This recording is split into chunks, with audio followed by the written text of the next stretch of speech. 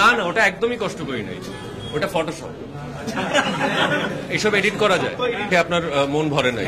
স্ক্রিপ্টে ছিল, এই কারণে বলতে পেরেছি। অবভিয়াসলি শিল্পীর কাছে কখনো নিজের অভিনয়ের মূল্যায়নে সে কখনো ভালো মার্ক দিতে পারে বলে আমার জানা নাই।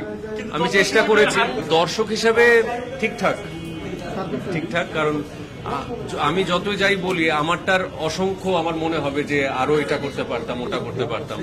তবে হলের যে রিয়াকশন দেখলাম বা সবাই যেটা বলছে, সবার রিয়াকশন তো মনে হয় ভালো। আপনার কেমন লেগেছে? ঠিকঠাক? কালকে থেকে কি হবে মনে হয়? আশা করছি, আমরাও আশা করছি। আমাদের দেশবাসীর কাছে, সবার কাছে এই অনুরোধ যে আমাদের চেষ্টাটা সার্থক হোক, আমরা আরো নতুন অনুপ্রেরণা নিয়ে নতুন উদ্যমে সামনের কাজগুলো করব। কালকের অপেক্ষা এবার।